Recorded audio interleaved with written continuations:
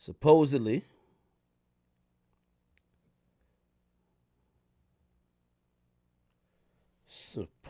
where is it?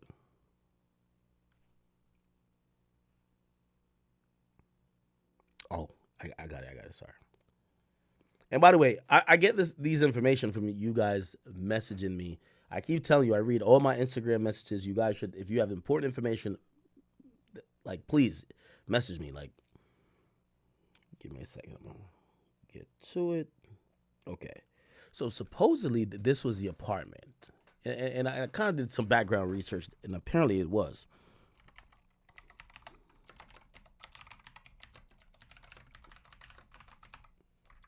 Apparently this was okay, and apparently, yes, here it is, chat.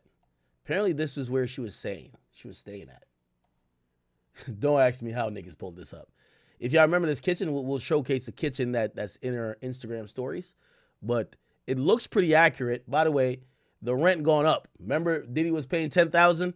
They have now listed this again for rent, but it is now for rent for $12,000. Okay, let me go down a little bit. Yeah, it's now listed as of 9/21. So Jane Doe is kicked out. 50. You got to move her back in. I'm sorry. 50. You my mans, but you got to move her back in.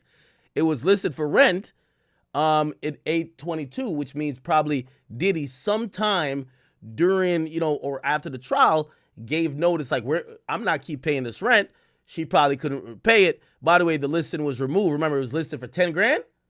It matches up with the time, chat. 2023, she gets there. That's the love contract. It was, the listing was removed a month later. And by the way, let's go to, what's her name? Daphne Joy, right? Daphne Joy. You've seen her in a different place now, right? Is it the same place? I don't know. Maybe it is. Maybe it's before she moved out. But if we scroll down, I don't know if we'll find that kitchen. But I remember her being in that kitchen. Let's see if we can find it, chat. Let's see if we can find it. Y'all remember the kitchen, all right? I know y'all remember that kitchen. Because it was one of the posts we looked at. Yeah, she might have removed all the pictures from it. But I remember her in that kitchen. That's a fact. I know y'all remember it too, because we showed it on stream. So maybe she... Okay. That's from that house. So Diddy got her up the fuck on out of there. You know what I mean? Oh, here it is. Here's the kitchen, chat. Look, it looks the same to me, right? Look. Bang. By the way, I don't even want to shout out your name. I do want to shout out your name to give you credit, but I don't want to dox you. But this is why I told you, man, ain't nothing bigger than the chat. We got the best supporters in the world. Look at the kitchen right here. This shit up on Zillow. Got her the fuck on out of there. Got her out of there, chat. It's listed for 12 bands now. Got her out of there, chat. Got her out of there. It's over. It's over. No more fine dining. Back to ramen noodles. It's over. It's over. I told you. Mr. Take That wasn't going to take this type of flippery. So, yeah, she out of there. This was the kitchen. You see it on her story. You see, look, this is when she just moved in, a couple months after, December 1st. She's showing off the place. Cooking for you. Acting like she got a cooking channel. Bitch, you know the vibes. Oh, man, you ain't cooking nothing. All you was doing ingesting sausages. Stop playing. Act like she a chef. Come on, stop playing. Okay, so this one. Talking about she taste testing this shit. 50, you got to take her back. 50, we love you, but you got to take her back. You got to take her back, Fifth. Fifth, you got to take her back, Fifth. Fifth, you got to take her back, Crody. We love you, but you got to take her back. Diddy done kicked her out the spot. She's out of there. She's out of there, chat. She's out. Diddy got her the fuck out of there. Yeah, all them pictures. Yeah, let's look through the house a little bit more. Yeah. And it's accurate. The $10,000 a month of rent, it was listed for $10,000 back then. I don't know how this person found this shit. This is crazy. Damn, this shit empty as a motherfucker now. Nah, Diddy, you did your big one on this. This shit empty as hell. Nah, Diddy, yo, this shit look like that episode of Fresh Prince when Will Smith pops up and there ain't nobody there. It's just empty. No furniture, no nothing. Oh, hell nah. I can't even lie. He did his big one on this one. I can't even cap with you, Chad. Now, Diddy had her living good, though. Diddy had her living good. Fifth, ball back in your court, Crody. Or you're gonna be in child support court with her for forever. Yeah, she was living good. But Diddy got her the fuck on out of there, man. Think Diddy got you all that dick from all them prostitutes. You was loving it. And then you testified against him, crying and shit like that? Nah, hell nah. I got to get you out of there. It's over.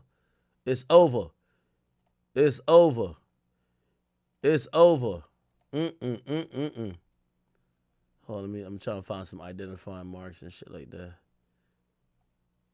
Yeah, is this a towel right here? Look at this towel and then look at this. Nah, we got her, Chad. Yeah, it's the same towel. We got her, Chad. Chad, we got her. We got her. Diddy got her the fuck on out of there, man. Actually, I'll say her first name. Ashley, thank you for this. You know my beautiful chat queens for this. And also,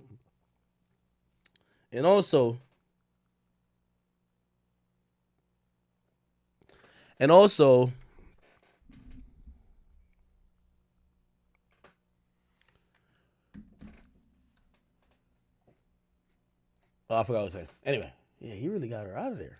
God damn. There's another. Yeah. Oh, here's another picture of the spot. Yeah, that's it. If we look at the aerial view, we'll see.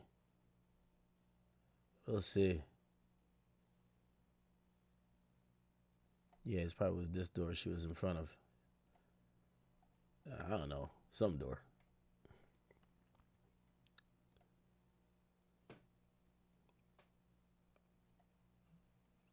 Treacherous, man. Got her out of there. Expeditiously. Boy, Diddy's a cold work, man. I know he was screaming at Justin on the phone. Justin, get her the fuck out of my crib! Bitch testifying on me and shit! Trying to send me to jail for life. Get this bitch on out of there. Break the lease. Fuck it. Break the locks. Get this bitch on out of there. Send her back to Fifth. Send her back to Curtis. Yeah, I know he was tight. He was definitely motherfucking tight. Oh, this is just one of them little things where you just post mad pictures, huh? Okay. But this is definitely the crib. Yeah, thank you to my chat queen, Ashley. That's her name. Ashley, I might have a job for you. Because this type of stalking is like top tier. Can't have got. Type of stalking is fucking top tier. Okay. All right. She out of there, chat. But Gina's still on the team. Gina not going nowhere. Daphne's out. She got to go link back with Puff or go join the Kanye West sex cult. She got to go do that. But Gina's still on the team, and she was trying to get her man free, right? She said they were trying to make her a victim. She said she's not no victim. And she said, yo, listen, I want to emphasize that I understand the seriousness of the case and the pain others may feel. She acting like she don't got no pain. I can't speak for no one but myself. In terms of sentencing, I kindly ask you to consider releasing him back to his family. Yo, I love a delusional side chicks. You know what's crazy? Gina think she his family too. And she ain't never had no kill him, none. Thank God for side chicks like this, bro. Thank God for side. I keep telling y'all, man, most happy relationships is two people fake faithful and a good side chick in the cut that's making all them problems that your main girl give you go away. Because when you with her, nothing fucking matters. Gina's the GOAT. I ain't gonna hold you. She's a GOAT. She says, I understand throughout the process he's been cooperative and respectful, including turning himself in. Throughout the process, he's never once reached out to me or made me feel uncomfortable in any way. I believe he'll be continue to be complying with the court's conditions upon release. I understand that accountability is important, and I'm not writing this to dismiss the gravity of the charges nor criticize anyone. I want a right to express my perspective as a so-called victim. My right to express how I felt during the investigation and trial and how I feel now. Waiting to hear the sentence. I feel compelled to share my own perspective honestly. I respectfully ask you take my words into consideration when making your decision. Thank you for your time and allowing me to be heard. Damn. Look at her. She showed up to court, man. Richard, right here. How you feeling today? How you guys feeling today? Shots, my nigga Mo. My nigga Mo is in there. Feeling today? Looking forward to justice. My boy said, looking forward to justice. Holy. Today. Looking forward to justice.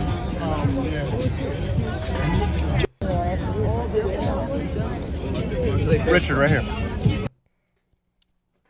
Nah. We got to shout out to Gina. We got to shout out to Gina.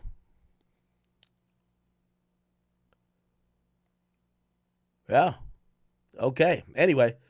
So, Diddy was sentenced. By the way, there's a video that was played in court, and they sent me the video.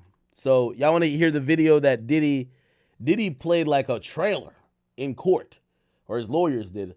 And he also did speak. So, Diddy actually did speak. But let me play you the video that they sent. Let me see. I'm going to play the video. Let me see.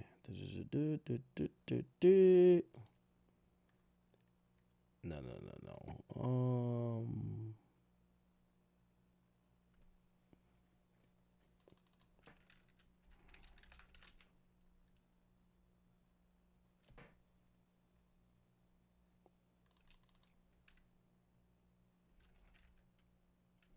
Okay, here we go.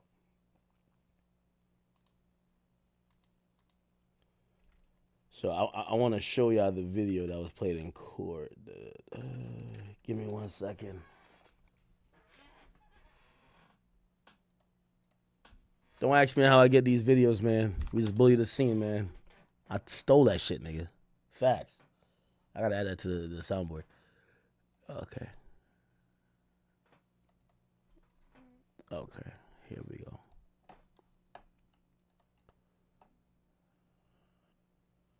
Okay.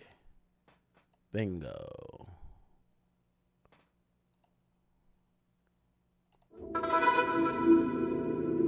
What you've given to the world, I don't think you know, man. When my baby cries. You gotta give her a bottle then. Know that you mean something to people. Know that you mean something to people. Like you live somewhere in people's heart. My nose fell off. No. Keep in mind, this is an 11-minute video. The entire thing was played in front of the judge. My lip fell off. Thank you. You wear it? You inspire, you energize, and you've left that for the rest of the existence of this planet, man.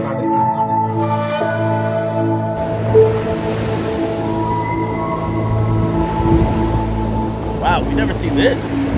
One thing about great producers is they make you want to do better and be better about what you do. And he made me feel like I could do anything and go anywhere. I'm from New York. I love New York. I love the city of New York. I love the children of New York. I wanted to do something good. I wanted to get my generation in the hip-hop community behind us. They come through in a big way. And we wanted to raise some money for the children of New York City for health and education. We have a huge education crisis. And, you know, this is just a start. It's something we're going to be committed to. I'm going to be committed to for a lifetime. And it's no better way than taking it to the streets. It's a beautiful city running all around. The city's going to be painful. It's going to be rough. Whatever happened to this nigga? His name didn't come up one time. Let me try out this drop. Embarrassing. Oh, no, that's a different drop. Stole that shit. That's what I do, nigga. Fuck, nigga, I stole that shit. Okay, I got the drop. Good. But you know, if we get through it, then it'll show kids and everybody else that, you know, finish what you started and you can do anything you put your mind to. Any of y'all go to public school? Yes. Okay, y'all running to raise money for your schools. So y'all get more books and computers and stuff like that. I just feel like it's important that us, you know, young adults of power, that we look out for y'all. And we utilize our power to make sure y'all all right in the future. Put everything you can into your work, you know. Don't think the cool thing is not to do your work. Don't think the cool thing is to hang on the corner with your friends and to talk about stuff that ain't gonna protect your future. What did you learn about him as a man who was taking up a new sport? Well, you know, I was actually very impressed. You know, a lot of people think it's just a celebrity stunt, that he isn't serious about his running. He is as serious about his running, has been the last 9 weeks, as a lot of these guys in the lead pack. I mean, he's really devoted and dedicated himself to running. You know, he's had some knee problems, and a lot of people don't think he's going to finish. He is going to finish, even if he has to do it on one leg, because he's raised a lot of money for kids' charities, and he's not going to let all those people down. Okay, his team cooked up a video. Let's go. Where we going? We going straight to the top, baby. Let's go is a constant reminder. Let's go. Boom. Live in the present. Sometimes, you know, you daydreaming. Sometimes, you know, Uncle Diddy got to hit you with let's go. Clap it up on the sideline. Let's get our energy right. Come on. To make sure that you pursuing your dream, that you staying focused. Let's go. Let's keep going forward. Let's go means let's be positive. Let's take it up another notch. Let's go spend time with our kids. Let's go. Let's give thanks to God. Let's go. You know, let's turn it up. Let's get in the vocal booth. Let's stop procrastinating. Let's go. You know, let's understand what it's going to take to achieve that dream. So instead of talking about the guns or the violence, I was always talking about a better life. Places we didn't go before. Things we never wore. Cars we never drove. Houses we never lived. By the way, you could tell he was trying his best to try to appeal to this judge and like tug at his heartstrings and like his, you know, like, yo, I'm a human too. Yeah, I paid for some bitches to get fucked or some niggas to do the fucking, but am I that bad of a person? I've been locked up already a year. Like, come on. Like, Then I think I brought an aspiration to hip-hop. Tried to take it out of just being street. Our whole stuff was a fantasy and a dream that I always felt would come true.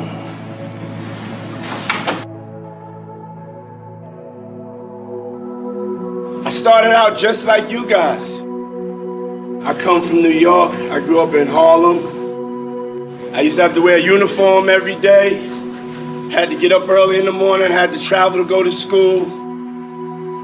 I worked hard, just like you guys are working. This country and this world we live in may have planned for y'all. I didn't listen to that, and I don't want y'all to listen to it either.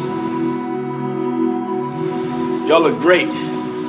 Y'all are kings. Y'all are queens. Y'all are leaders. I just got so excited because this is truly a dream come true for me.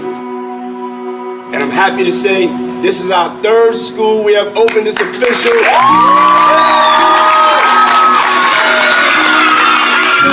When we come together as a people, nothing can stop us.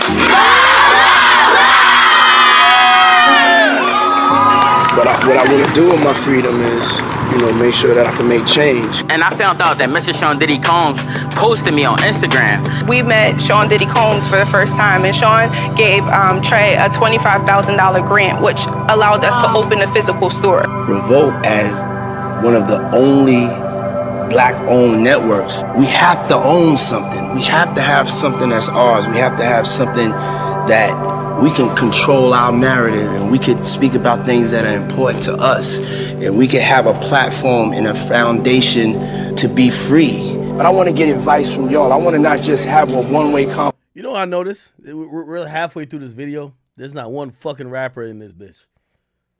I wonder how Diddy going. Yo, you know when Diddy get free, all these niggas gonna be on his dick, right?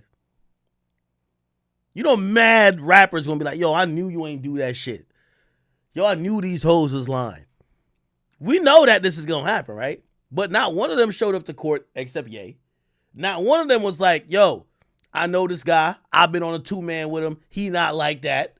He a little fruity, but he not what y'all saying. Not one of them spoke up. Y'all know when Diddy get free, all these rappers finna be on his dick, right? Y'all do notice, right? It's gonna be so disgusting. Cause not one of these niggas even be like, yo, listen, man, fuck all that other shit, man. Diddy innocent. You know they're gonna be on his dick, right? Conversation. We need a platform where they can put artists that are different, really different, that wouldn't get a shot on other stations. Working for Revolt TV and working for Diddy was absolutely life-changing. It was the best job I've ever had. I learned excellence through him. Yo, is this a no jumper interview? I don't see enough things truly changing. And I don't understand how we are the richest, most powerful country in the world, and it seems like we can't solve the problems within our own community. In there. Wow, but I ain't gonna lie, chat. I'm watching. They sent me this video. They told me it was played in court. I didn't watch it before now, and I ain't gonna lie. 8 minutes in, it's kind of tugging at my heartstrings a little bit. I gotta keep it a bean. I'm human. I'm like, yeah, Diddy's not that bad. Like, he's done good things too. It makes you reflect on, oh, there's other sides of him. Because I think what this trial did, it made us feel like there's one side of him. Just this uncontrollable freak that had an insatiable appetite for sex or sexual experiences. And when you look at anybody like that, you're like, oh, you're like disgusting. You're like this, like demonic, like you're ill. Like you're this pervert who needs to just be like put away. But when you see all the other things, like, yo, this guy's legit doing great stuff for his community and giving back and trying to help other people. And people are saying, yo, this guy helped me. And you watch him in his family life, you're like, oh, yeah, he's still a freak. He's still like some of these things that we think, but like there's many different sides to him. I'm surprised he actually reflected or used the Kim Porter death thing. Being my father just... Nah, Diddy is a real nigga though. Cause me, I got a strict principle. If you ain't come out of my ball sack, I can't fuck with you like that. Diddy be loving Quincy like that's his real child. Like he love this Quincy nigga. If you don't know, Quincy, I believe, is Albie Shore's son. But like Diddy don't even act like, nah, you the stepson type shit. Like he's like, that's my son. And I think Quincy loves him the same. Thank you for inspiring. Thank you. I love you. Thank you for loving us. Thank you for loving me. I think Quincy calls him dad, right?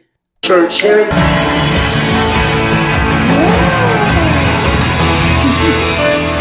Heavy on the family. Shout out to Baby Love too.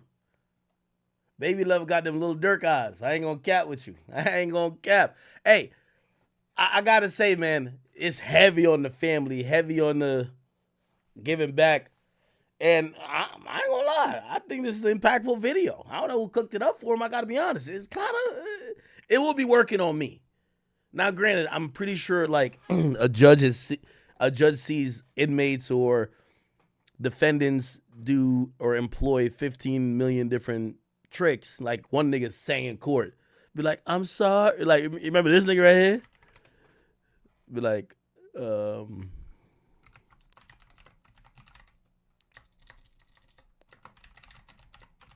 remember this nigga right here? Yeah, that's how I wrote a song. Remember him? Hello there, your honor. I wanna say I'm sorry for the things I've done, and I try and be stronger in this life I chose. But I want you to know that door I closed. In your honor, I'm sorry, sorry, sorry, sorry. To my mother, I'm sorry, sorry, sorry, sorry. To the victim, I'm sorry, sorry, sorry, sorry, sorry. Yes, Your Honor, I'm sorry, sorry, sorry, sorry. Oh. Thank you, Your Honor. Okay. So, hey, people have employed a lot of strategies, and sometimes the judge sees through it, right? Obviously, we'll get to like some of the hearing stuff. The judge was upset after finding out that Diddy allegedly had booked a speaking engagement that was supposed to be this week because there was some anticipation that he may have been he may have been getting time served, which means he would have been released that day. So, you know, it was by the way, the sentencing took all day. I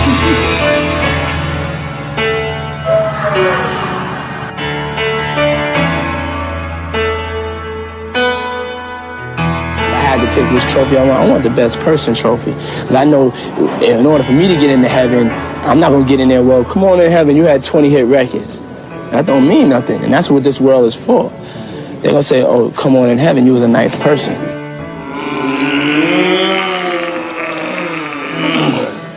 I love you. I love you so much. I love you so much. I love you so much. Hi, Daddy. Wait, that's the baby that talked? No fucking way. Hold on. Is that the baby? I love you so much. Hi, Daddy. Oh. Which baby is this? Oh, this is Baby Love now. Oh, shit. Oh, wow. How old is Baby Love? How old is Baby Love? Baby Love.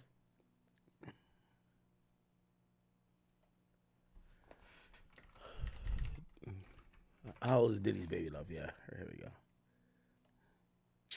The fuck? Oh, it's 3 years old. Okay. How old is Christian Rock's son? Does she be talking? Does Christian Rock's son kid be talking here? Oh, so this one is a little baby. Oh.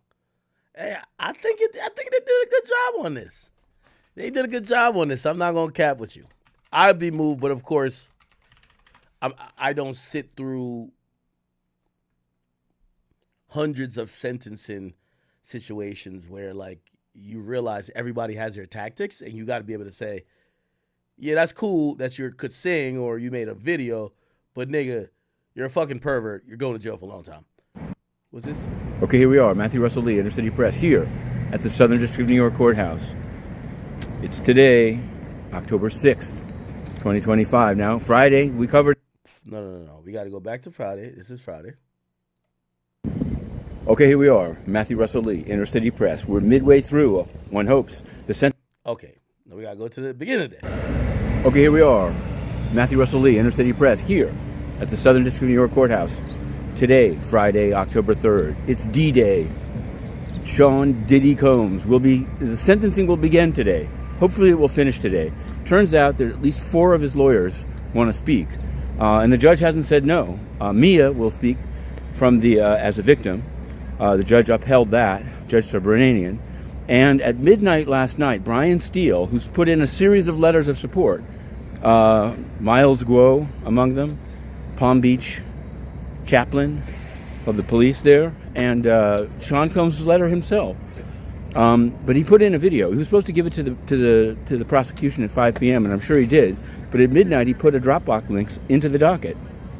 So we Dropboxed, and we put it up. And you can find it. It's well, you can say, I haven't rarely seen that, but it's not the only time I've seen it. I actually do remember a sentencing for another defendant delayed so they could produce a video to try to show the judge who they were. Here, I don't think there's any...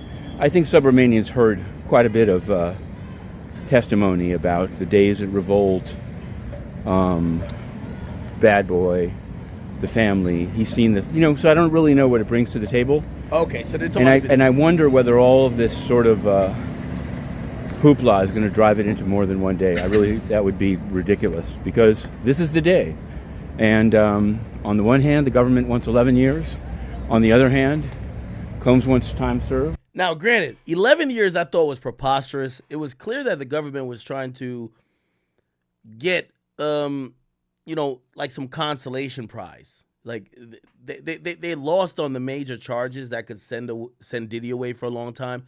But they wanted to get like a consolation victory to be like, well, we got him on buying pussy, and we've given him an enormous amount of time.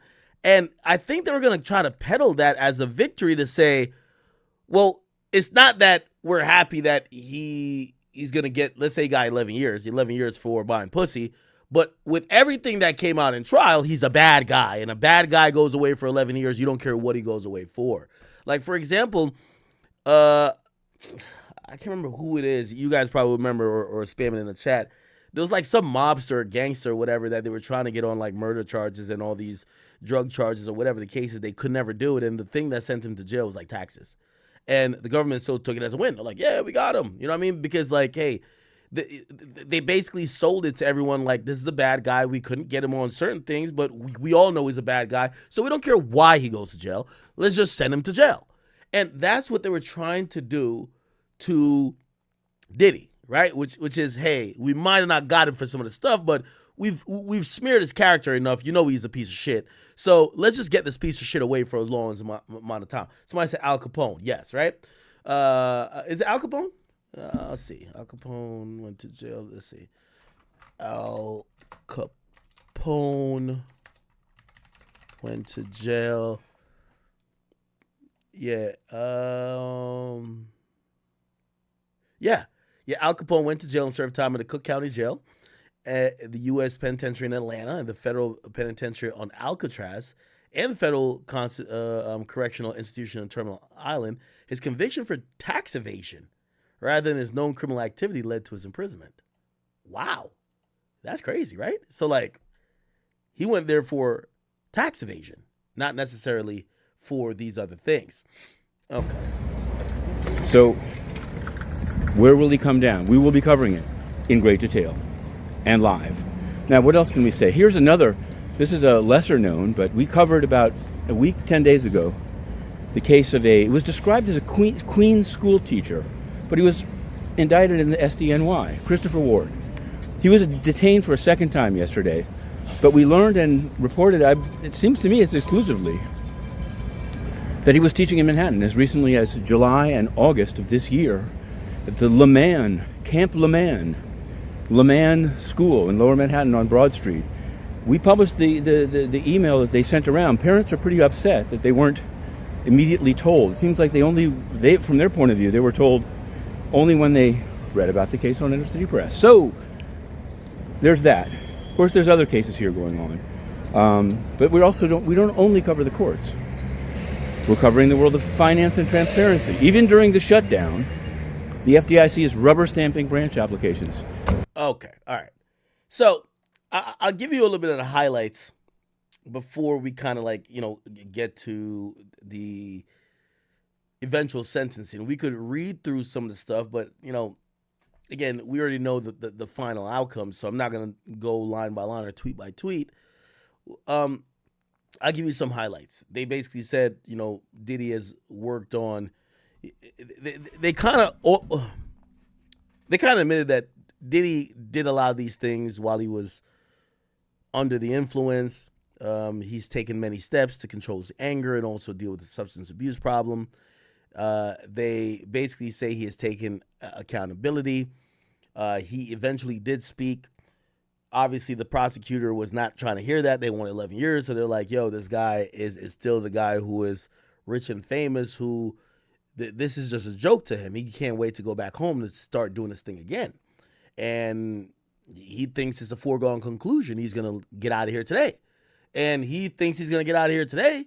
How do we know? He's booking speaking engagements already. The judge was not happy with that. The judge was really not happy with that at all. Right? That culminated into, this was around noon. Okay, here we are. Matthew Russell Lee, Inner City Press. We're midway through, one hopes, the sentencing of Sean Diddy Combs. Today, Friday, October 3rd, Southern District Court, New York Courthouse behind me. This was a walk that we used to take during the trial, but we'll do it today. We'll be resuming. What's happened this morning? Well, the judge dealt with the sentencing guidelines. He turned down a number of government enhancements, but still it arrived at a hefty guideline. But he also said it's just advisory. Government wants 11 years. Diddy wants time served. What happened after that? Well, Klusi Slavic laid it on. She said this is not a typical Mann Act case. And I think most explosively, she said Diddy has already set up speaking engagements in Miami for next week and called it hubris. She also said that Mia, the victim who testified at trial, the person who testified at trial as Mia, would not testify, due in large part to a letter that from the defense that she called bullying. And the judge seemed to agree. He said it was inappropriate, don't do it again. But it's unclear when it could happen again, given that this is the sentencing. In any event, unless there's a resentencing, of course.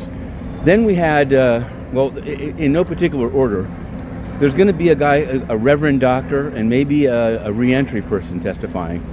But Nicole Westmoreland spoke about Diddy as an icon. She seemed to cry a couple of times, or sob. I just ran into somebody who said he didn't believe it. I don't know. She's a fine lawyer. She did some great cross-examining. I don't know if that was necessary. I don't know if maybe she couldn't help it. I don't know. Now, another thing that interestingly happened during the sentencing hearing, a lot of Diddy's lawyers spoke. I believe Brian Steele spoke. Driscoll, who supposedly was like the youngest guy on the team that was smart and technical, he was applauded for knowing all the info. He was right to it, but he wasn't the person who appealed to maybe people's emotions or could really speak too well to a juror. But he was like a fact guy. Like, imagine like going to Geek Squad. You know what I mean? Like, no disrespect to him. He's like the partner of Alexandra Shapiro, who's known to be an appellate lawyer. Alexandra Shapiro also spoke, but also Driscoll spoke. And then also Nicole Westmoreland spoke. Now, if you don't know Nicole Westmoreland, she's an African-American lady that I said was, maybe MVP is doing too much if I'm trying to like give her credit, but she's definitely 6th Woman of the Year, right? Like, she supposedly did such an amazing fucking job at eviscerating every single witness that she was assigned to with Diddy's case. And you know where she came from? She came from Fulton County, which is Atlanta. She was seen there. By the way, she's also a sexual assault survivor. And I can't, I think, her team was open to doing an interview with me, so maybe we get that done eventually. But I can't do anything but give her so much credit for being fucking amazing at her job, but specifically in this case, she showed up like no other among a all-star team of lawyers. And she spoke at his sentencing, and she cried. She shed tears.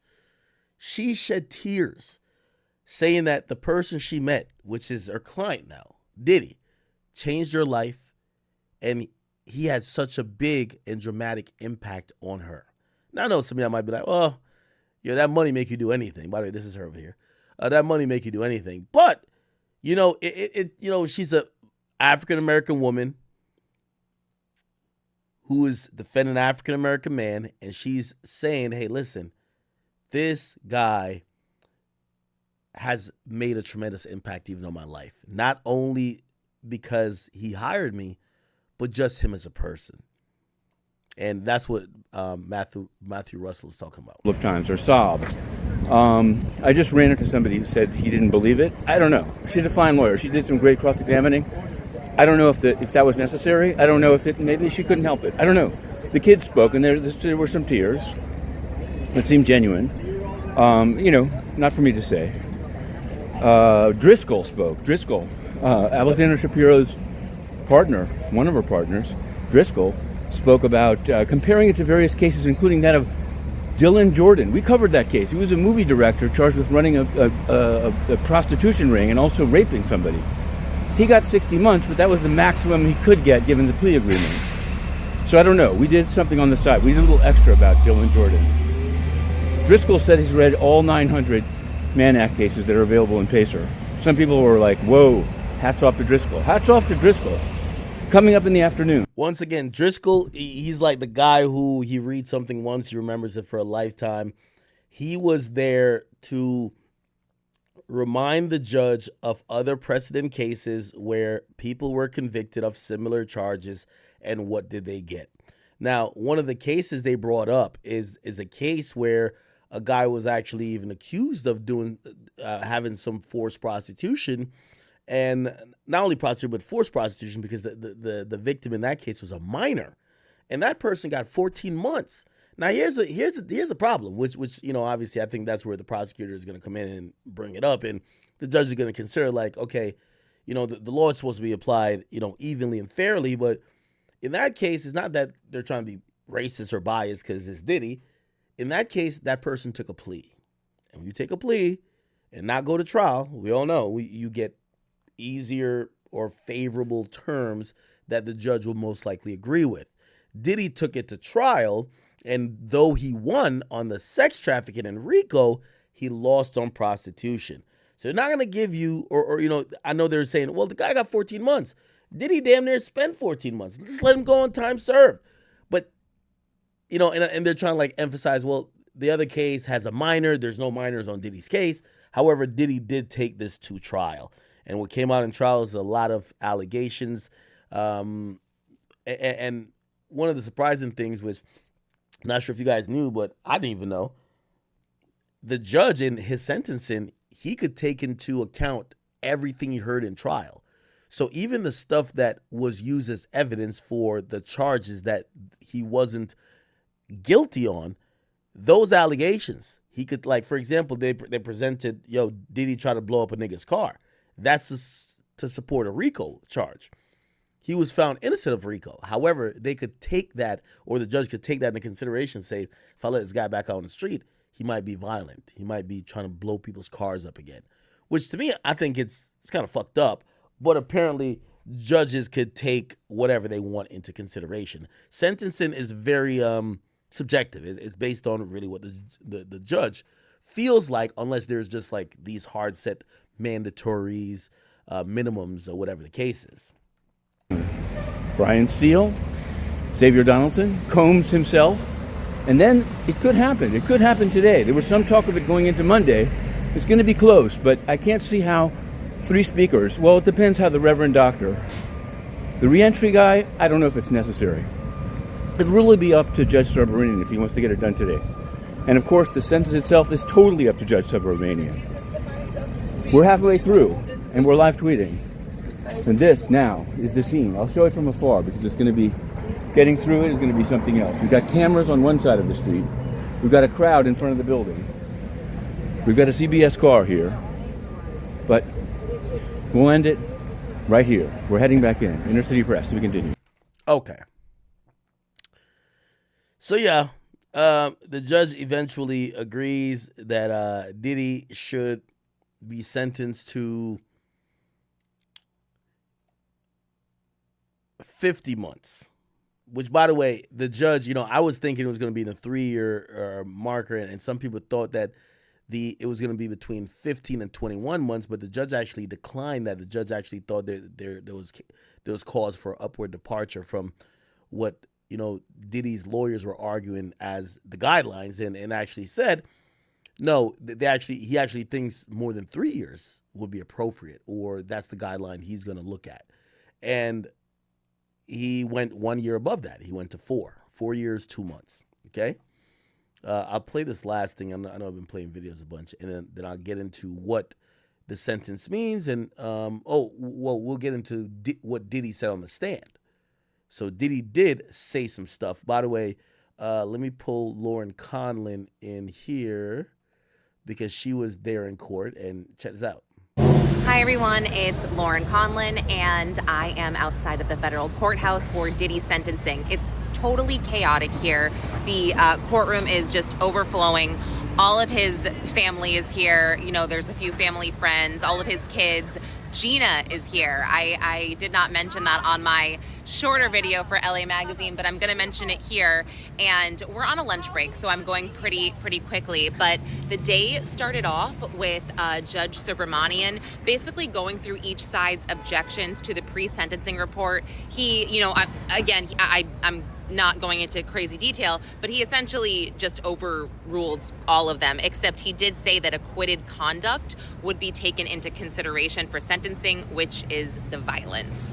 So he made a comment about how he felt like Diddy wasn't really taking any culpability or responsibility to the guilty verdict, and his team is still pushing the whole I paid for time with these escorts, and he said that's just frankly ridiculous. And I'm paraphrasing, by the way. But now that's kind of important. The judge looked like they wanted Diddy to just admit, hey, I did do this illegal act of interstate prostitution. Now, the reason why Diddy might not go for that angle is because this whole thing is an appealable conviction, right? He is going to be filing appeals on the convictions he did get. So, like, in sentencing, he's not going to just admit it and just be like, I'm sorry for paying for prostitutes, because that's an admission in itself. So here's the thing, he's kind of deflecting, but then the judge is looking at the deflection to say, I can't go easy on you because I could tell you're still fighting this idea of why you got sentenced, right? Or not, why you got found guilty. So that's a mitigating factor to be thought about. Let's see. Okay, so sorry, it's so noisy. Oh, the judge said he agreed with the sentencing guideline report of his offense level being a 27 and the criminal history category being 1, which would be 70 to 87 months and a $25K to $250K fine. Christy Slavic spoke for the government. She started off by saying today is about accountability and justice. Today is for the public.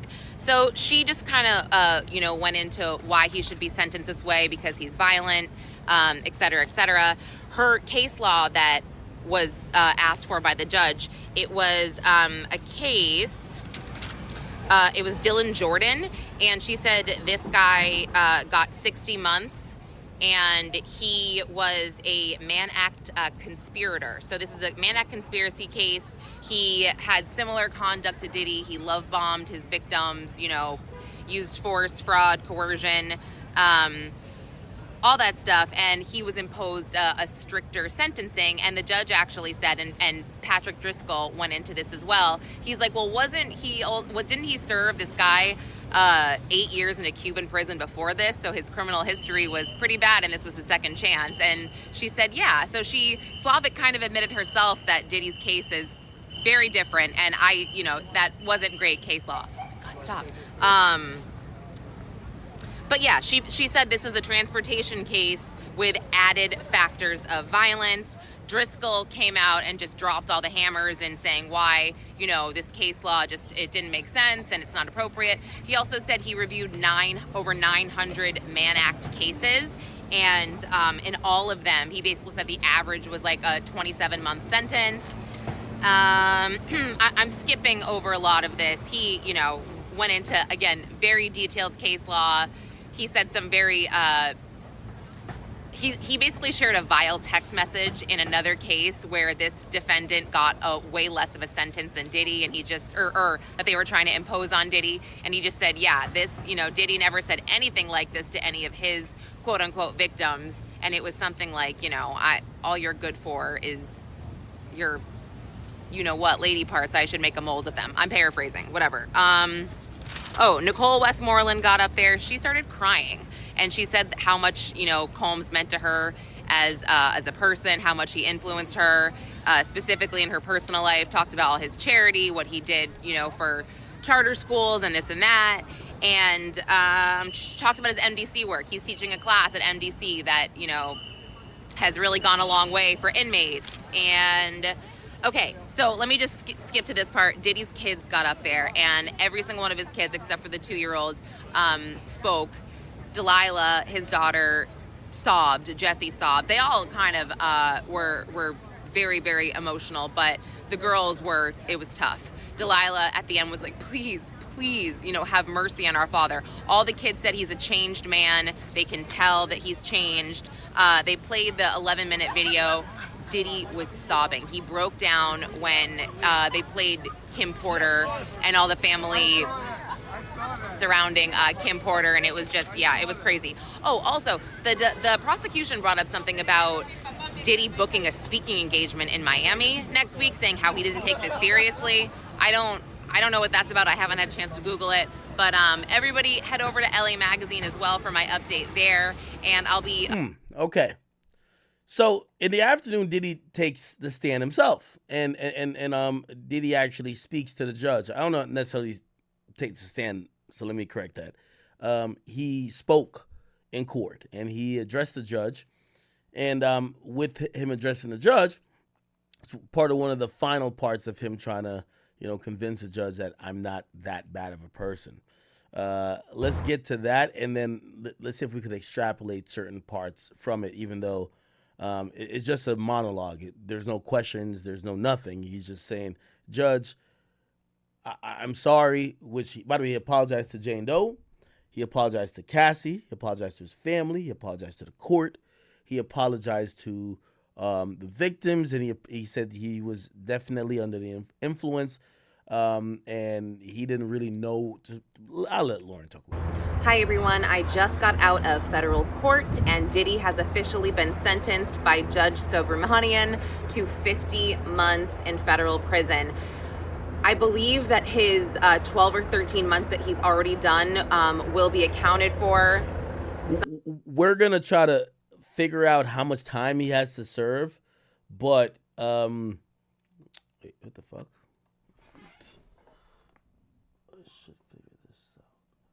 We're gonna figure out how much time he has to serve, y'all.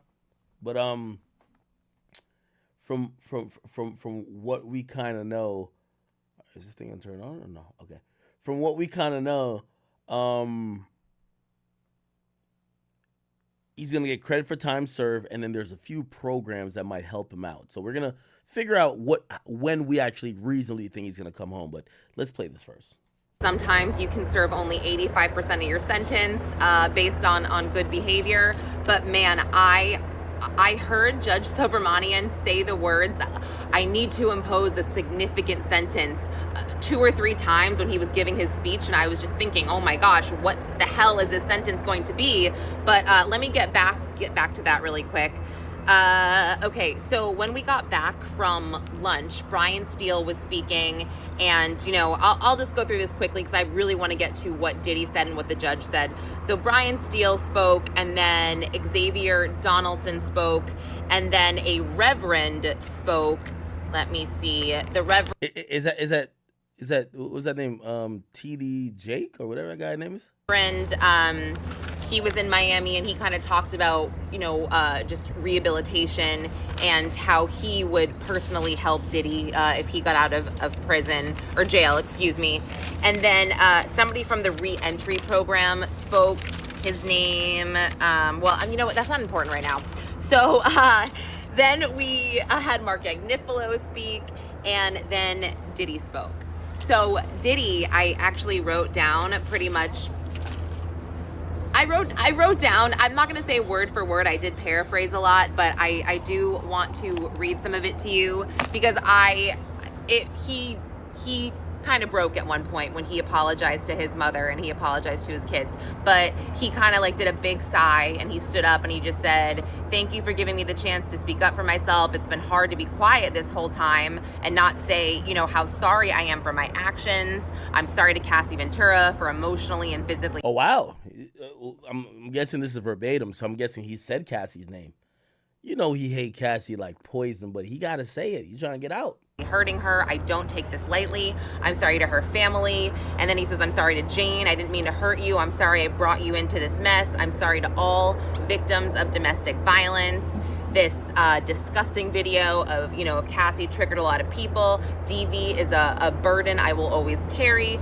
I was sick. I was sick from the drugs. My actions were shameful, disgusting, but I'm not making any excuses. I'm trying my best. I'm just a human being. I am not larger than life.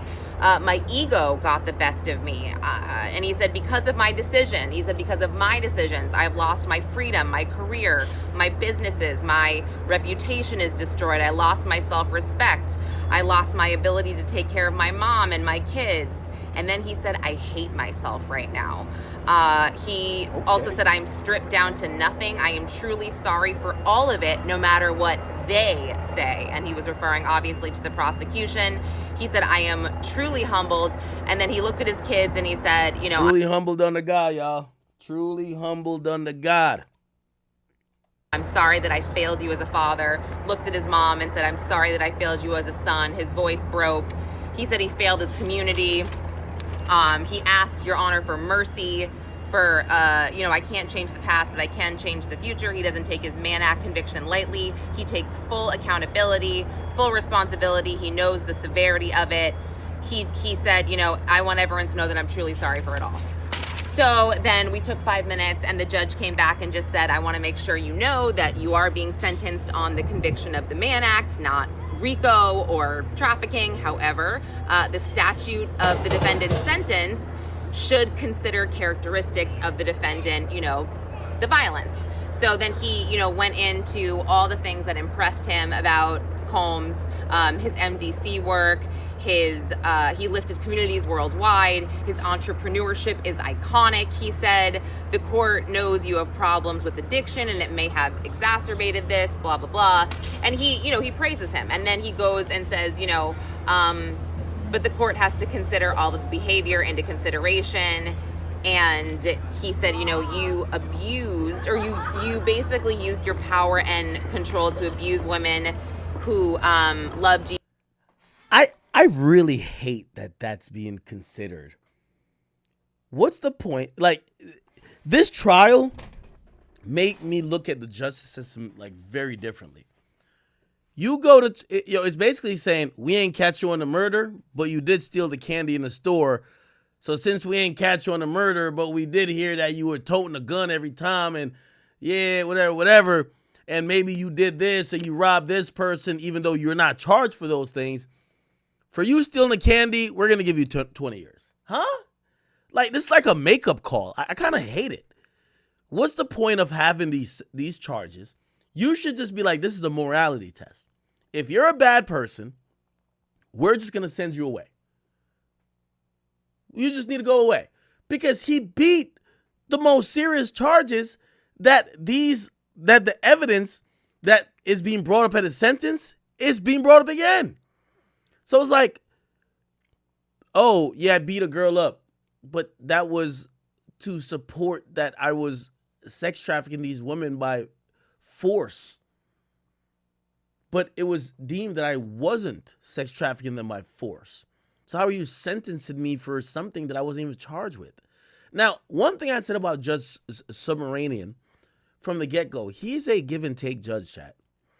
He's a person who, I think he wanted to satisfy both parties so bad. So even in a loss, and I think most people in the legal community and the law enforcement community would consider this a loss for the prosecutors.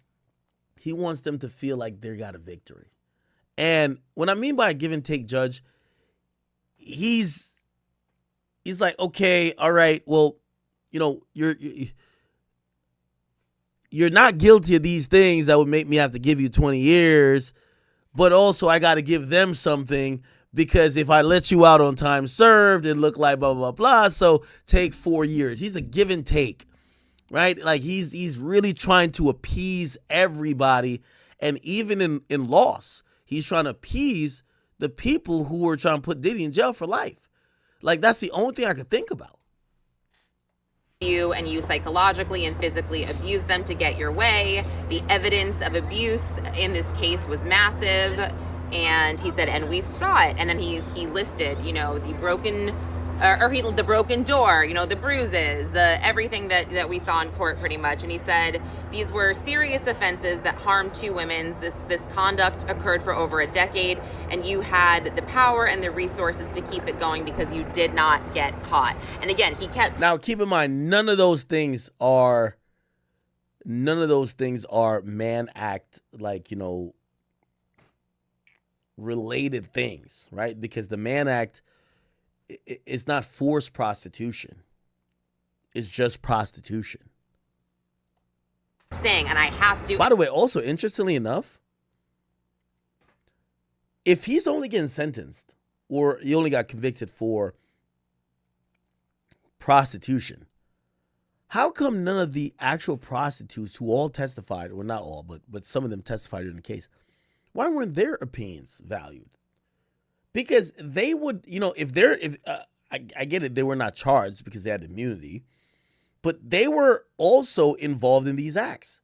maybe they could have spoke their mind and be like, hey, during these acts, we felt Diddy, we understood and we felt Diddy was paying us for prostitution, or, oh, you know what, we just thought it was just Cassie doing. Like, how come none of their opinions, even though they testified, matter now? Like, almost they could have never been a victim of being prostituted. Because the idea of Diddy getting sentenced for prostitution, right, is that they're saying he prostituted Cassie, Jane Doe, and the prostitutes, yet none of the prostitutes really have a voice, especially when it comes to sentencing. I'm going to read that donation in a second. Give me a second. Impose a significant sentence because XYZ. And I'm like, oh my gosh, is it going to be more than like 11 years? And then he said, the government's, request of the 11 years is too much, but the defense, 14 months is too little. So based on the facts and the circumstances of this case and the profound impact of, what happened to Cassie and Jane, he said that, and he took into consideration the sentencing disparities that Patrick Driscoll brought up. And then he said, yes, so he will be imposing a 50 months of incarceration, which is 4 years, 2 months, a $500,000 fine, and terms of supervised release of 5 years, and outpatient treatment. And I got to get all my notes together. I will put all of this in writing, but that is essentially what happened. And he didn't seem to really react at this, except like he sighed, put his head back. He looked upset. When it was over, he looked at his family, kind of shrugged. His family didn't, they didn't cry that I saw. They didn't make any type of noises or anything like that. So, yeah. Okay, now this is interesting. This is interesting, chat. And we have a new update. Thank you, my man Memes, who just sent it. I think it's posted on DJ Akademiks TV. They said Diddy asked Trump for a pardon right after he got sentenced to 4 years. Let's see if we can find that. Supposedly, now remember what I said about the pardon for Diddy. I said if Diddy got convicted of sex trafficking or RICO, no way a president, even if like maybe Trump goes out on the worst terms ever, he's not pardoning that guy. You get me? Like, you're not family, he's not pardoning that guy.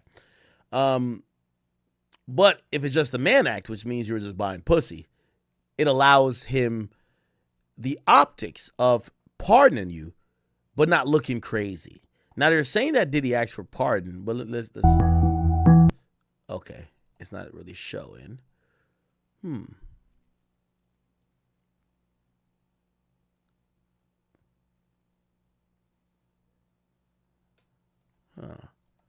Supposedly was, let me see, it should be today. Oh, here we go. The Israeli government has been arresting and deporting activists that were traveling to Gaza. Today, Greta Thunberg, for instance, also some... Well, she's just a troublemaker, I mean, she's no longer into the environment, now she's into this. She's a troublemaker. She has an anger management problem. I think she should see a doctor. She needs anger. If you ever watch her, she's a young person. She's so angry. She's so crazy. Now you can have her. She's just a troublemaker.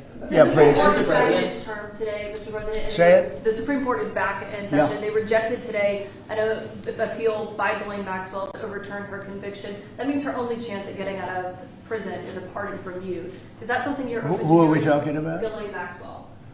I haven't heard the name in so long. I can say this, that I'd have to take a look at it. I would have to take a look. Did they reject that? She wanted to... I think he's going to pardon Ghislaine.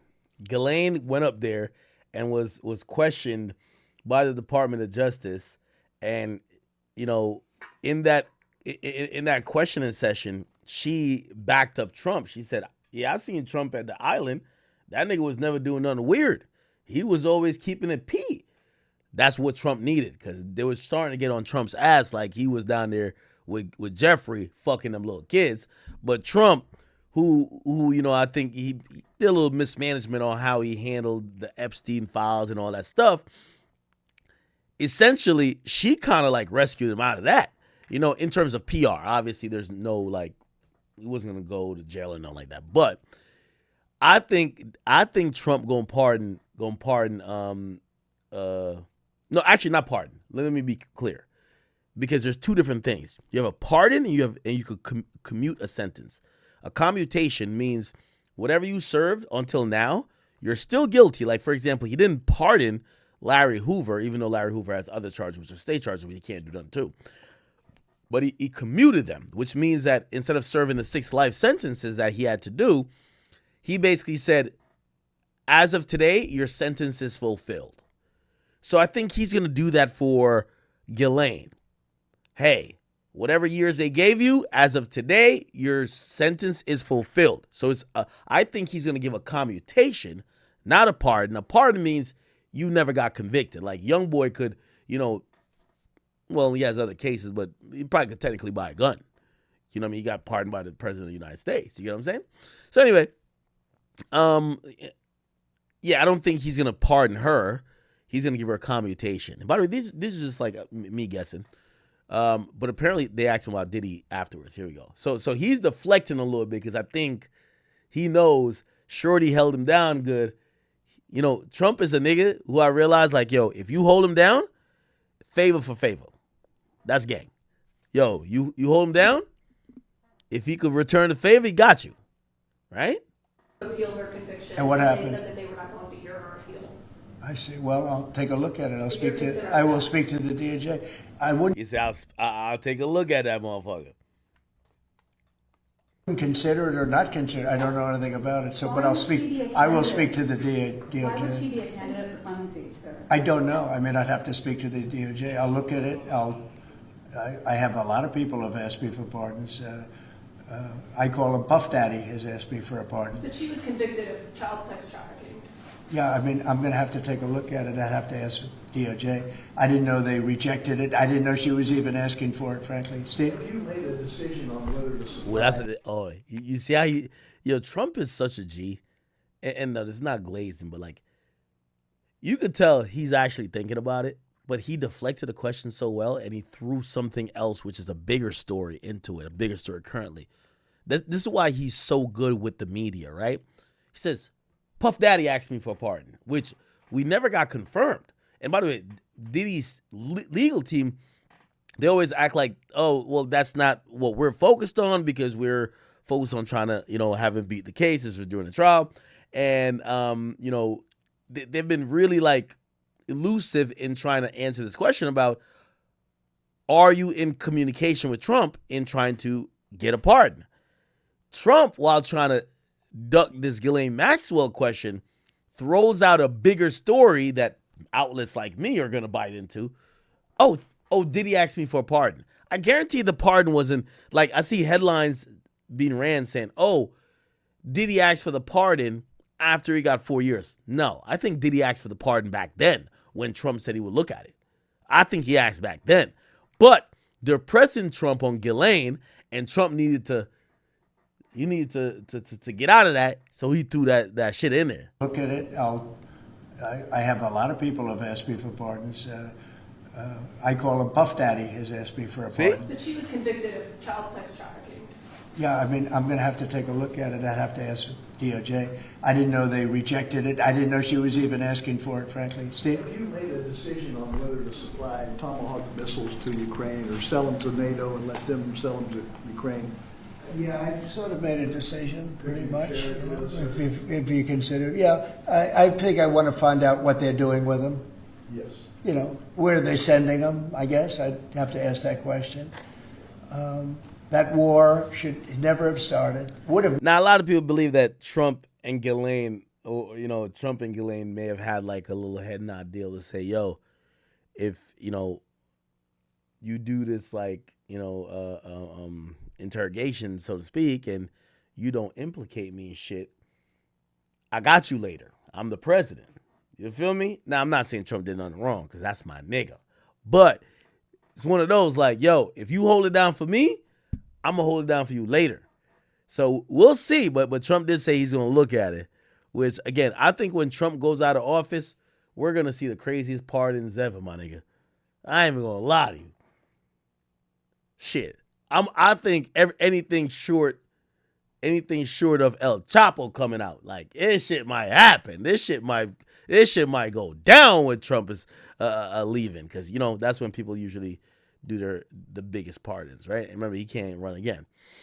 Okay, so Diddy takes a stand, does a bunch of crying, right? Let me see. Was my man Sean G there? I know I'm going a little bit slow, but remember, we missed that day. Sean G. We'll get his, synopsis on it, and after his synopsis, let me see. Then we're gonna do our math on how much time we really think Diddy's gonna get, okay? And then we'll move on to some other topics. Mr. Sentencing, it's going down tomorrow. My life. This is my life. Oh no, okay. Oh, he didn't go live?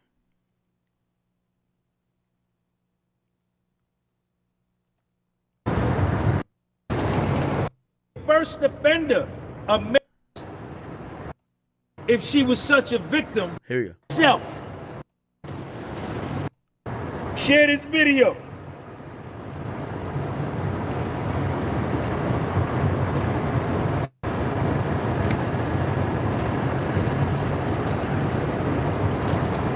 By the way, while we're waiting, I meant to put this on after the Trump video.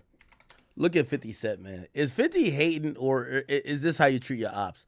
50 said, man, you can't get no pardon running your mouth like that. Get out of here. And he has a slide with basically, you knew someone and you were fine, and then you run for office, and he made this is an old Trump interview. Some terrible statements. So I'm being honest. It makes it more difficult to do. Now, as reports begin to circulate on Trump's response, claiming that Diddy dissing him is why a pardon more than likely won't happen, moments, and one moment in particular that may have cost Diddy his freedom has now resurfaced. White men like Trump need to be banished. When you knew someone and you were fine, and then you run for office. Wow. Yo, Diddy don't want this man free at all. I couldn't make it to the trial yesterday. Share this video.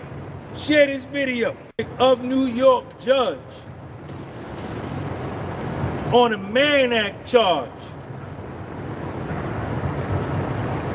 Why did Cassie not show up here at the court and address the court herself? Why?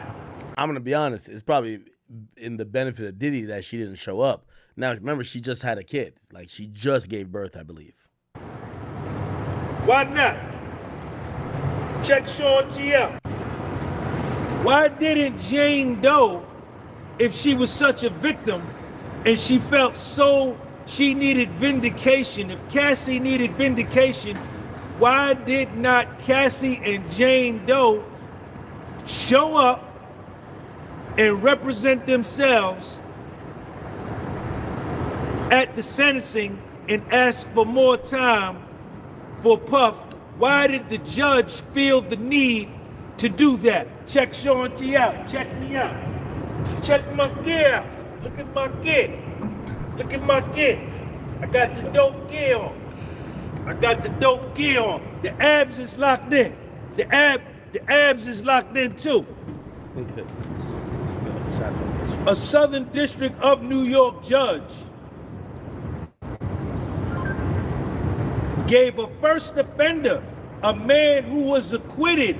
Now, I think this is where we're going to find out, and some people are going to, there's going to be so much appeals that's going to be flying, right? He is a first offender. Like, Diddy is not a felon. Diddy doesn't have sex charges. Diddy doesn't have a domestic violence conviction. Diddy has no convictions. So to have a first offender get slammed with 4 years, which, by the way, he got convicted of 2 counts. I'm not too sure how the judge looked at it in terms of sentencing, but that's basically 2 years and a month, right? 2 years and a month for each charge, which is 2 months, which is 2 charges. So that's 4 years and 2 months for prostitution. of 3 very serious charges, which would have landed him life in prison. A jury acquitted him of those charges. And he was left with 2 charges, Mann Act charges or prostitution, which are considered misdemeanors in state cases. Some states don't even prosecute them. And gave the first offense, no criminal history, no infractions at MDC Brooklyn, already served 12 and a half months, denied bail, yet still on very weak Mann Act prostitution charges, gave him an upward departure of 9 levels, enhanced him 9 levels, and did an upward departure, going against what he asked for. His word, Judge Submaranian, you lied, Judge Submaranian. Your word is some shit. You a liar. Because in your order dated July the 9th, 2025, you asked for USC 18-24-20. Nah. But if you don't know, Sean G, he was incarcerated at one point. So like, you know, a lot of stuff is personal to him because he's been in some of these situations and he felt railroaded by the legal system then. And he thought that Diddy was getting railroaded by them now. 21, criminal history category 1, sentencing guideline range 2G1.1, subsection 1, subsection A, which is a base offense level of 14. You asked for that. If you wanted to add the coercion, which according to Mark Agnifilo, you mentioned 7, 8, 9, 10 times in your little soliloquy, it should have been enhanced in your letter to a USC 18-24-22 with the enhancement for the coercion. But you didn't ask for that. You went against your own word. You went against your own word. You went against your own word. Never before in the history, well, let me not say that. Let me not get into saying things I have no proof, but it is an aberration. It's a standard deviation. 2 or 3 or 4 or 5 standard deviation for a judge to do an upward departure 9 levels on a first offender with a criminal history category of 0. I'm just telling you what it is. And I got the transcript. I got the transcript at the crib. I ain't read it yet. I have another business. Okay. All right. Shout out to Sean G. I just want to give him some love real quick. I didn't want to show. So 50 posted this. Again, 4 years, 2 months. That's 50 months, right? So 4 years is 48 months. Add 2 more on to it, it's 50 months. Let's try to do some math on reasonably when Diddy might come home. Now,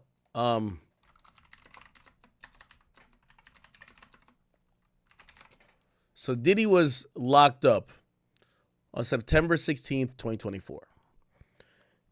Let's do the math. Diddy's been incarcerated for a year and a month, right? September, October, right? So he's been locked up for 13 months, right? I want to show you guys how I do this because this is how we could reasonably understand. So actually, I'll just keep everything in Google because they have their AI. He's sentenced to 50 months. 50 minus 13. That's 13 months. Diddy would have 37 months left, right? So 37 months to years. That would be 3 years from then. However, there's a few things helping Diddy out. Let's reverse the math and let's go back to the 50 months he's sentenced to. The 50 months he's sentenced to, before we even get to time served, is going to be offsetted by what's called good behavior. Diddy ain't up in jail doing all the bullshit. He's not trying to fight people. He's not trying to do this. He ain't trying to blah, blah, blah. The federal guidelines allow for 15% off of your sentence for that. So let's do this. Calculator. Okay, we got one here. So 50 months times 0.85. That's going to be 42 and a half. We're going to call it 43 for the sake of conversation. So even though he was sentenced to 50 months, if he was going to serve all of it and given good behavior time, he would serve 42.5, or let's just call it 43 months. Okay? So let's use the new number, 43. 43. Now, there's two things that are operating that might help him out. And we're going to Google it. There's, number one, the First Step Act. Don't know if you guys know what that is. Which president signed the First Step Act? Which, by the way, oh my God, signed the Constitution, no. First Step Act. And this is not an endorsement of, Donald J. Trump, but Trump is the person who did it. Now, what is the First Step Act? So the First Step Act, and we get an overview here. This is the Federal Bureau of Prisons. He signed into law in 2018, which basically it wanted to improve criminal justice outcomes and reduce the size of federal prisons, right? So this matters for federal crimes, federal prison. Diddy happens to have a federal crime and is in federal prison.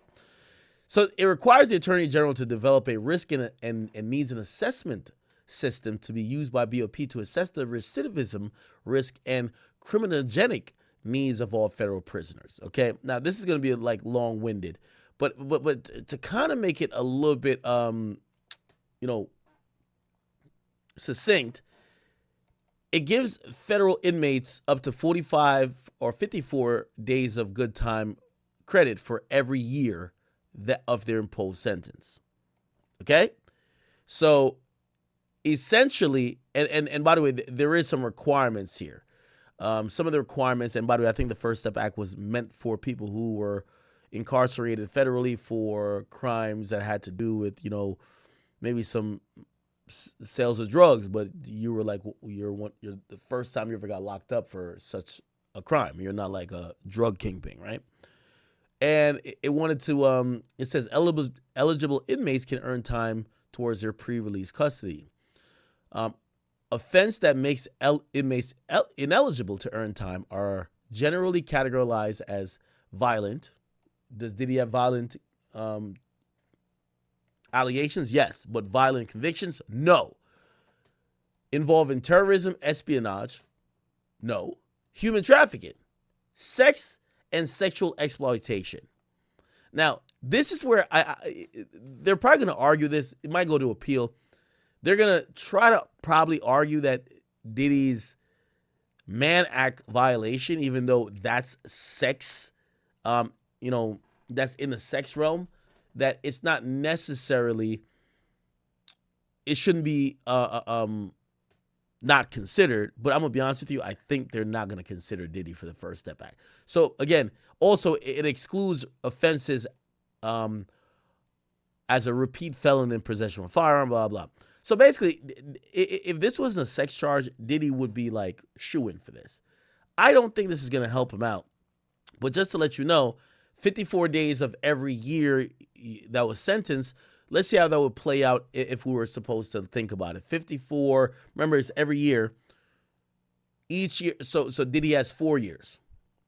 So it would be 4 times 54, right? That's 220. Do I got my math right? I think I do. 4 times 54 is 220. And then there's 2 months, so we get some time off of that too. So like 220, let's call it 235. 235. So Diddy would have gotten 235 days off for the First Step Act. He's not a felon. He's whatever. This is the first time these things are happening. He would have gotten time off based on the First Step Act. However, because his conviction does involve some sex stuff, I don't believe he will, because the First Step Act bar people who involved in human trafficking. Diddy wasn't accused of human trafficking or sex trafficking, but there was sex. I think they would consider the Mann Act sex exploitation, honestly. So already, remember, so good time, we got a calculator here, 43. If the First Step Act was supposed to work, we would have minused another 12. So it would like about 12 months, because it would be 250. Actually, we could say like maybe 11 or 10 months. But even then, even 10 off of this is good, right? So it would have been down to 33. Now, what is going to help Diddy, because I don't think this will help him, but if it did help him, let's say we're nice. We're going to add this 10 back. We're going to add it back because I don't think he's going to qualify for this because of the nature of the charges. But let's act like he's getting everything his way. Minus 10. So he would have to serve 33. Keep in mind, he's done 13. So we're going to minus the 13 off of it too. So we got 33 months to serve. Remember, good behavior and First Step Act. But there's another thing that would help Diddy out. What would help Diddy out is called the RDAP program, right? Now, what the RDAP program is in federal prison early release is that it says there's different categories of it, right? So if you're serving between 31 to 36 months, you get 9 month reduction if you do the program. And by the way, how it works is that they have to determine that you had a drug problem. The eligibility is to qualify for the reduction, an inmate must have a verifiable substance abuse problem. I think that's easy to prove for Diddy. Like Diddy literally was taking 15 drugs, not only to fuck the bitches, but to do his thing. So like he's definitely going to qualify. Priorities for the program placement is given to inmates with early release dates, so wait times could be long, especially for those with longer sentences. It's open to nonviolent offenders and participation is voluntary.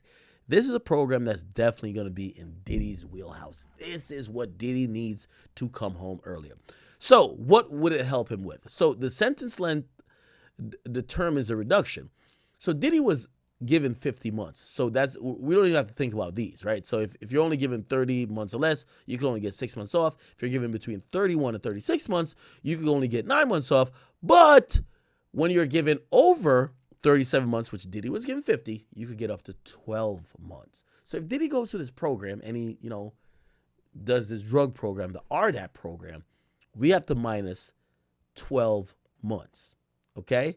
So it says inmates serving over 37 months or more could receive the whole 12-month reduction. So let's go back to the calculator. Remember, 43 is good time. So he got sentenced to 50. 43 is good time.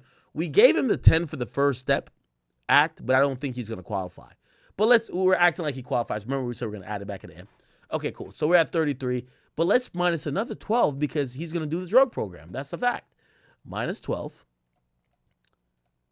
leaves him at 21, right? With the 21, he already served 13. Minus 13. 8 months. Which means two months in prison, 6 months in a halfway house. Usually a halfway house around 6 months or so, they'll start transitioning you back to regular society. They'll put you in a halfway house, which is basically like jail camp, right? Now, so what would be left is the 8 months to serve. Now, I don't think he's going to qualify for the First Step Act that Donald J. Trump signed into law would help him with it because the Mann Act is still a sex charge. It's still a charge involving sex. So we're going to have to put it back there. So 8 plus 10 is going to be 18. Okay? So What we believe that he's going to have to serve is 18 months. Let's think about 18 months. 18 months would be a year. Remember, you need 6 months for around 6 months for a halfway house. So he would serve a year from now and go to a halfway house. So if you ask me, Diddy will be free next year, September, or next year, October. And when I mean free, he'll be in a transition stage, getting out of a halfway house, coming back to society. Okay? Granted, if the First Step Act, along with the drug program, all kicked in, Diddy would only be locked up for 2 months. Additionally, obviously he's been locked up already. But from what it says, it looks like Diddy will be out in 18 months, which means, remember, we got a -6 for the halfway house, because by the time he had the halfway house, he going to be on Instagram and shit like that. You just won't see him because he has to go back to the halfway house. But that's going to be in a year, because 18 minus 6 is 12. That's a full year. So we're talking about him being out next year, October, or September, and max, I would say, November. Okay? So that's the math that I did. Obviously, the Bureau of Prisons are going to have to do their own math to kind of figure it out themselves. And then they're going to figure out what programs apply, what to give them for time served, what to whatever. But that is the thing. Now, there is some news coming out. Diddy is asking the judge that he wants to go do his time at a pretty much a low security federal correctional institution in New Jersey. His legal team asked and said that, hey, FCI Fort Dix, pause, is the best landing spot for Diddy because he could address his drug abuse issues. Remember, they keep heavy on the drug abuse. Why? RDAP program, right? And he could maximize family visitations and rehabilitative efforts. Tenny's father, Mark Garagos, previously told Harvey that Diddy will have a target on his back wherever he ends up. And Diddy's attorneys told the judge Friday that someone already planned to shank Diddy. Wow. Other celebrities have done time at FCI Fort Dix, including Teresa and Joe Guides, I'm probably fucking it up. Judge Submaranian could recommend a prison for Diddy as well. Doesn't have to be one of those, but ultimately it will be the Bureau of Prison that has the final say. He's been locked up for over 2 years at MDC, and he'll call the federal prison home for more than 2 years. And it'll be interesting to see if the BOP agrees with the lawyer recommendations or if the feds will ship him off somewhere else. By the way, we checked. Herbal oil and prayer oil are available, but there's no baby oil at Fort Dix Commissary. Hilarious. Let's hear what Tenny Garagos' father, Mark Garagos, has to say about this.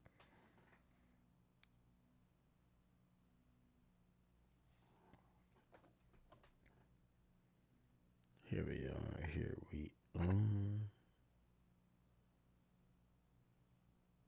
Okay. Sorry. Waiting for this ad to be done. Apologize.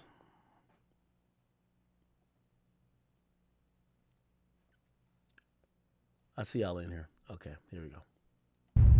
Are you concerned that Sean Diddy Combs could be sexually assaulted, violently assaulted? Is that a thing? Because based on what was said in court, it feels like a thing. Yeah, it clearly is a thing. I mean, they're already, and he did not want to make a big deal of it. They already tried to shank it once at the MDC, and that was thwarted. And it happens in prison. I mean, you and I could tick off how many times we are aware of somebody getting seriously injured or killed in prison.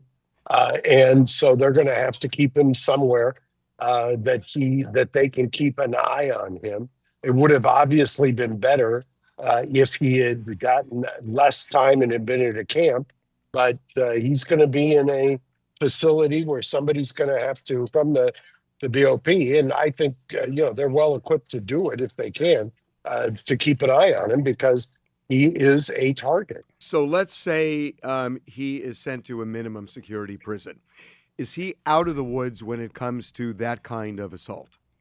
If you're going, you and I talked about Ghislaine Maxwell, who went from the one place in Florida, which was a higher level, not a camp, and she was transferred after she did the interview with the couple-day interview. She was transferred to what they call a camp in Texas, which I'm familiar with.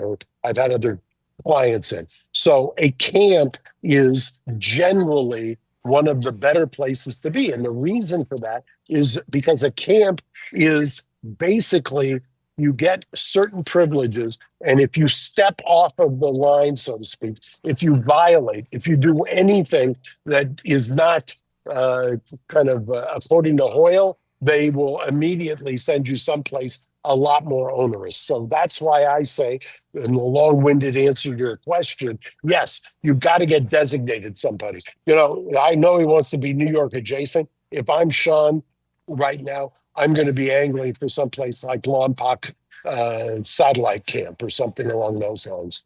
But that still doesn't answer. Is he out of the woods when it comes to being sexually or in any way assaulted by being in a minimum security prison? So Diddy's case or trial has finally started. They're picking out the jurors and stuff. Do you guys feel like Diddy will be freed, or you feel me, he's cooked? I've been reading a lot of comments. A lot of people has been saying that Diddy's cooked. You feel me? I don't even know how I necessarily feel about Diddy. Because like at first everyone wanted him locked up. Then it's like people kind of feel bad for him now. Because I'm not gonna lie, the stuff he did to Cassie is 100% wrong. What he did to Cassie is 1,000% wrong. And people would never agree with it.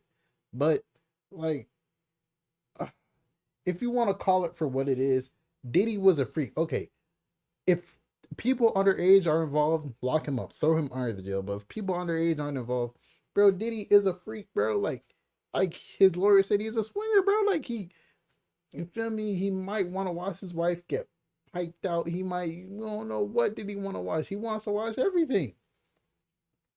He's a freaky man. He's a freak. That's why they're called freak offs. Get all the freaks together. What do you think's gonna happen? Baby oil with stuff in it that when it goes into your skin, you're paralyzed. Like, yes, that's what happens at the freak off. There's obviously two parties to a Diddy party. There's the party, and then there's the party party. Have you ever been invited to the party party before? Probably not. But hey, man, let me know how you guys feel about Diddy. Do you want him locked up or do you want him free? Do you feel bad for Diddy? Even if Diddy gets freed, I think his career is done. No one's ever gonna work with him again. No brand's gonna work with him. You feel me? He's still gonna make money off. He probably has real estate like tenants and stuff, and probably like investments that we don't know about. So it's probably still gonna make money, but he's not gonna be making the same money as before. Like he's probably definitely at a billionaire status now. But hey, man, it's your boy Big X News. Make sure you like, comment, subscribe, and I'm out.